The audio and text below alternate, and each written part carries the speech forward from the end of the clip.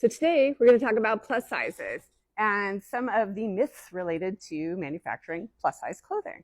So one of the biggest myths out there, and it's not entirely a myth, and it's certainly one of the conceptions out there, is that plus size clothes have to cost more, and that's because they cost more to manufacture.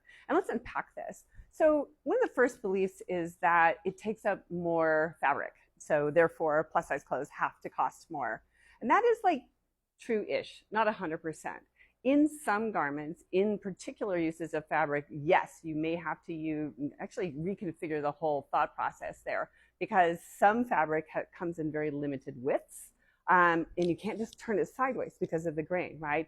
But in most commercial manufacturing, we're working with pretty large rolls, particularly for any of the polyesters or the mass utilized fabrics. So we really can't use that excuse every time.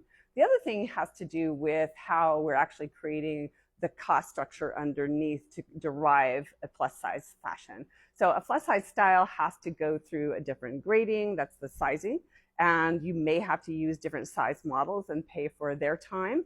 And you might have to create very different patterns and think about, a lot more than just taking the same pattern and stretching it. So yes, all that work does have to be done in order to create a truly excellent plus size garment. But the good news is most of that is a sunk cost. All the work that you do figuring out your grading rules and the theories of how you're going to approach bodies and shapes and creating sort of your own set of fit models, that can be repurposed for all kinds of different designs. So as a brand, you don't actually have to think of that cost being baked into everything, and you can just build it in to your overall cost structure so that plus size people are not being penalized for just being who they are. And by the way, when you do include plus size people in your sizing, you're opening up a potential of 40% market expansion. Totally worth it.